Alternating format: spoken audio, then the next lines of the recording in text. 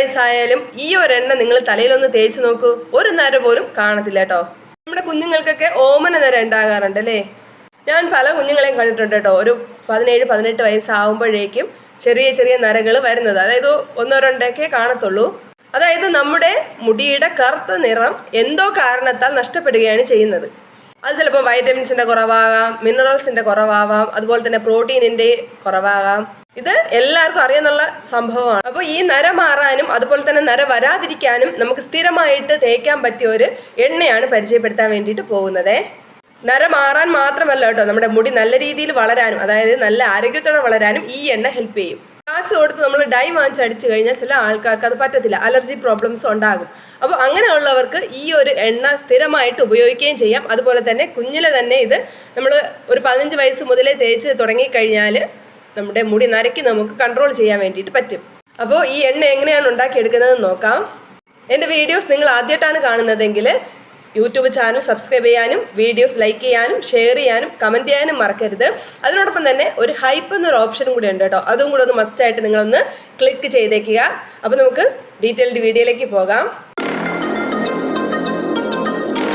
അപ്പോൾ നമ്മൾ തലയിൽ അപ്ലൈ ചെയ്യാൻ വേണ്ടിയിട്ട് ഏതെണ്ണ കാച്ചുകയാണെങ്കിലും മെയിനായിട്ട് എടുക്കുന്നത് നമ്മുടെ വെളിച്ചെണ്ണ തന്നെയാണല്ലേ. അതായത് നമ്മുടെ വെർജിൻ കോക്കനട്ട് ഓയിൽ എടുത്താലും കുഴപ്പമില്ല, നമ്മുടെ നാടൻ വെളിച്ചെണ്ണ എടുത്താലും പ്രശ്നമൊന്നുമില്ല കേട്ടോ. അപ്പോൾ നമ്മൾ ഈ എണ്ണ കാച്ചാൻ എടുക്കുന്ന ഇൻഗ്രീഡിയൻസിൻ്റെ അളവ് എങ്ങനെയാണെന്ന് ഞാൻ പറയാം. നമുക്ക് 1/2 ലിറ്റർ വെളിച്ചെണ്ണയാണ് ആവശ്യമായിട്ടുള്ളത്. അപ്പോൾ ഈ ഒരു എണ്ണ എന്ന് പറയുന്നത് എല്ലാവർക്കും സിമ്പിളായിട്ട് ഉണ്ടാക്കിയെടുക്കാൻ വേണ്ടിയിട്ട് പറ്റിയ ഒരു എണ്ണയാണ്. നമ്മുടെ വീട്ടിൻ്റെ മുറ്റത്തുള്ള സാധനങ്ങൾ ഉപയോഗിച്ചിട്ട് തന്നെ നമുക്ക് ഇത് തയ്യാറാക്കി എടുക്കാം. പിന്നെ ഇതിൽ 2 ഇൻഗ്രീഡിയൻറ്റ് നമ്മൾ ലാസ്റ്റ് ചേർക്കുന്നുണ്ട് കേട്ടോ. അപ്പോൾ അത് നിങ്ങൾ സ്കിപ്പ് ചെയ്ത് കണ്ടാൽ മാത്രമേ നിങ്ങൾക്ക് ആ ഇൻഗ്രീഡിയൻറ്റ് എന്തൊക്കെയാണെന്ന് അറിയാൻ വേണ്ടിയിട്ട് പറ്റത്തുള്ളൂ. ഈ എണ്ണ ഉപയോഗിച്ചെന്ന് പറഞ്ഞാൽ ആർക്കും ഒരു സൈഡ് എഫക്റ്റും ഉണ്ടാകത്തില്ല. അതുപോലെ തന്നെ 100% റിസൾട്ട് കിട്ടിയിട്ടുള്ള ഒരു എണ്ണയും കൂടെയാണേ. അപ്പോൾ ഞാൻ പറഞ്ഞതുപോലെ 1/2 ലിറ്റർ വെളിച്ചെണ്ണ എടുക്കുക. അത് കഴിഞ്ഞിട്ട് ഒരു 2 പിടി കറിവേപ്പില നല്ലവണ്ണം കഴുകി എടുക്കണം കേട്ടോ. വീട്ടിലുള്ളതാണെങ്കിൽ അതായിരിക്കും നല്ലത്. നമ്മൾ പുറത്തുനിന്ന് കടയിൽ നിന്ന് മേടിക്കുന്നതാണെങ്കിൽ അത് നല്ലവണ്ണം നമ്മൾ കഴുകേണ്ടി വരും കേട്ടോ. ചിലപ്പോൾ കീടനാശിനിയൊക്കെ കാണും കേട്ടോ, അതുകൊണ്ട് നല്ലവണ്ണം കഴുകാൻ വേണ്ടിയിട്ട് മറക്കരുത്. ഇനി വേണ്ടത് കുറച്ച് നെല്ലിക്കയാണ് കേട്ടോ. 1ഉം 2ഉം പോരാ, ഒരു 10 നെല്ലിക്കയാണെങ്കിലും വേണം കേട്ടോ. അതായത് നമ്മുടെ നാരങ്ങ വലിപ്പത്തിലുള്ള നെല്ലിക്കയാണ് ഉദ്ദേശിക്കുന്നത്. ഈ നെല്ലിക്ക കുരു കളഞ്ഞ് മാറ്റി വെക്കാമേ, ചെറിയ കഷ്ണങ്ങളാക്കി. ഇനി പൊടിച്ചതാണ് നിങ്ങളുടെ കയ്യിലുണ്ടെങ്കിൽ ഒരു 20 ഗ്രാം പൊടിച്ച നെല്ലിക്ക എടുക്കാം. ഇനി വേണ്ട നമ്മുടെ വീട്ടുമുറ്റത്തുള്ള നമ്മുടെ കീഴാർ നെല്ലിയാണ് കേട്ടോ, അതും ഒരു പിടി. അതിൻ്റെ പൂവും തണ്ടും അതുപോലെ തന്നെ വേര് ഉൾപ്പെടെ ഒരു പിടി. വേര് എന്ന് പറയുമ്പോൾ നമ്മൾ അതിൽ മണ്ണൊക്കെ നല്ല രീതിയിൽ കഴുകി കളയാൻ വേണ്ടിയിട്ട് മറക്കരുതേ. അടുത്ത് വേണ്ടത് നമ്മുടെ ആര്യവേപ്പിൻ്റെ ഇലയാണ് കേട്ടോ. ആര്യവേപ്പിൻ്റെ ഇല നമ്മൾ ഇതിലേക്ക് എടുക്കുന്നത് നമ്മുടെ തലയിലെ ചൊറിച്ചിലും അതുപോലെ തന്നെ ഇൻഫെക്ഷൻസ് ഒക്കെ ഉണ്ടെങ്കിൽ അതൊക്കെ മാറാൻ വേണ്ടിയിട്ട് ഹെൽപ്പ് ചെയ്യും കേട്ടോ. ഇതും നമുക്ക് ഒരു പിടി ആവശ്യമായിട്ടുണ്ട്. നമ്മൾ എത്ര പിടി കറിവേപ്പിലയാണ് എടുക്കുന്നത് അതിൻ്റെ പകുതിയാണ് നമുക്ക് ആര്യവേപ്പ് വേണ്ടി വരുന്നത്. ഇനി നമുക്ക് വേണ്ടത് ചെറിയ ഉള്ളിയാണ് കേട്ടോ. 1/2 ലിറ്റർ എണ്ണയിലേക്ക് ഒരു 20 ചെറിയ ഉള്ളി എടുക്കാം. അല്ല നിങ്ങൾ സവാളയാണ് ഉപയോഗിക്കുന്നതെങ്കിൽ 2 എണ്ണം എടുക്കാം. സവാളയെക്കാളും ഏറ്റവും കൂടുതൽ ബെസ്റ്റ് എന്ന് പറയുന്നത് നമ്മുടെ ചെറിയ ഉള്ളി തന്നെയാണ് കേട്ടോ. അപ്പോൾ ചെറിയ ഉള്ളി തന്നെ എടുക്കാൻ വേണ്ടിയിട്ട് ശ്രമിക്കുക. ഇനി വേണ്ടത് ഒരു 2.5 സ്പൂണ് കരിഞ്ജീരകമാണ് കേട്ടോ. കരിഞ്ജീരകത്തെ പറ്റി പറയേണ്ട കാര്യമില്ല, നമ്മുടെ മുടി നല്ല രീതിയിൽ കറക്കാൻ വേണ്ടിയിട്ടും അതുപോലെ തന്നെ നമ്മുടെ മുടി വളരാൻ വേണ്ടിയിട്ട് ഹെൽപ്പ് ചെയ്യുന്ന ഒരു ഐറ്റമാണ് നമ്മുടെ കരിഞ്ജീരകം എന്ന് പറയുന്നത്. പണ്ടുള്ള ആൾക്കാർ സ്ഥിരം എണ്ണ കാച്ചാൻ വേണ്ടി ഉപയോഗിച്ചിരുന്ന ഒരു സാധനമാണ് നമ്മുടെ കരിഞ്ജീരകം. ഇനി വേണ്ടത് നമുക്ക് ഒരു കറ്റാർ വാഴയുടെ തണ്ടാണ് കേട്ടോ. അല്ല എങ്കിൽ നമുക്ക് കടയിൽ നിന്ന് മേടിക്കുന്ന ജെല്ലായാലും കുഴപ്പമില്ല. ഇനി നമുക്ക് വേണ്ടത് 10 ചെമ്പരത്തിയുടെ പൂവും അതുപോലെ തന്നെ 10 ചെമ്പരത്തിയുടെ ഇലയാണ് കേട്ടോ. ചെമ്പരത്തിയുടെ ഇലയും പൂവും എന്ന് പറയുന്നത് പൂർണ്ണമായും വളർച്ച മുരടിച്ച മുടിവേരുകളിൽ പോലും മുടികൾ കിളിർക്കാൻ വേണ്ടിയിട്ട് സഹായിക്കുന്ന 2 ഐറ്റങ്ങളാണ് നമ്മുടെ ചെമ്പരത്തിയുടെ പൂവും അതുപോലെ തന്നെ ചെമ്പരത്തിയുടെ ഇല എന്ന് പറയുന്നത്. ഇനി നമുക്ക് വേണ്ടത് ഭൃംഗരാജയാണ് കേട്ടോ. ഒരു പിടി ഭൃംഗരാജ എടുക്കാൻ കിട്ടുകയാണെങ്കിൽ ഇലയും പൂവും തണ്ടും വേരും ഉൾപ്പെടെ, വേര് നല്ലവണ്ണം കഴുകുക, മണ്ണെല്ലാം കളഞ്ഞതിന് ശേഷം ഒരു പിടി എടുക്കുക. ഇനി ഈ എടുത്ത ഐറ്റംസ് എല്ലാം മിക്സിയുടെ ജാറിലാക്കി നല്ല രീതിയിൽ അരച്ചെടുക്കണം. ഇനി ശ്രദ്ധിക്കുക, ഈ ഇലകൾ അരച്ചെടുക്കാൻ വേണ്ടിയിട്ട് നമ്മൾ പച്ചവെള്ളമല്ല ഉപയോഗിക്കുന്നത്. ഒരു തേങ്ങയുടെ തേങ്ങാപ്പാൽ എടുത്തതിന് ശേഷം ആ തേങ്ങാപ്പാൽ ഉപയോഗിച്ചിട്ടാണ് നമ്മൾ ഇത് അരച്ചെടുക്കുന്നത്. ഇനി നിങ്ങൾക്ക് അരക്കിണയിൽ കുറച്ചുകൂടെ അരയാൻ വേണ്ടിയിട്ട് വെള്ളം വേണമെന്നുണ്ടെങ്കിൽ, അതായത് ജലാംശം കുറച്ചുകൂടെ വേണമെന്നുണ്ടെങ്കിൽ ഒരു കാരണവശാലും വെള്ളം ആഡ് ചെയ്യരുത്. കുറച്ച് വെളിച്ചെണ്ണ കൂടെ ആഡ് ചെയ്തിട്ട് അരയ്ക്കുന്നതായിരിക്കും നല്ലത്.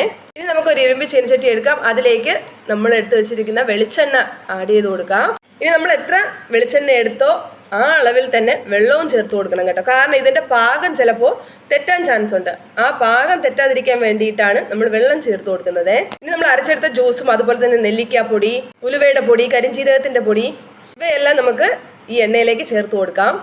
അപ്പോൾ എണ്ണയോടൊപ്പം വെള്ളം ചേർക്കാൻ വേണ്ടിയിട്ട് മറക്കരുത്. കാരണം നമ്മൾ എണ്ണ നല്ല രീതിയിൽ ചൂടായി കഴിഞ്ഞാൽ അതിൻ്റെ പാകം മാറിപ്പോകും കേട്ടോ. ആ ചൂടൊന്ന് കൺട്രോൾ ചെയ്യാൻ വേണ്ടിയിട്ടാണ് നമ്മൾ വെള്ളം ചേർത്ത് കൊടുക്കുന്നത്. ഇത് നല്ലവണ്ണം ചൂടാക്കി എടുക്കുക. നമ്മൾ ഈ എണ്ണ ചൂടാകുന്നത് വരെ നമ്മുടെ ഫ്ലെയിം എന്ന് പറയുന്നത് ഹൈയിലായിരിക്കണം. പിന്നെ നമ്മളത് കുറച്ച് ലോ ഫ്ലെയിമിൽ കൊണ്ടുവരണം. ഇനി ലോ ഫ്ലെയിമിലേക്ക് ആക്കിയതിന് ശേഷം ഒരു പിടി കുരുമുളക് ഇട്ട് കൊടുക്കണം. അതായത് നമ്മുടെ കുരുമുളകിൻ്റെ അല്ലി, അല്ലാതെ പൊടിച്ചതല്ല, കുരുമുളകിൻ്റെ അല്ലി ഇട്ട് കൊടുക്കുക.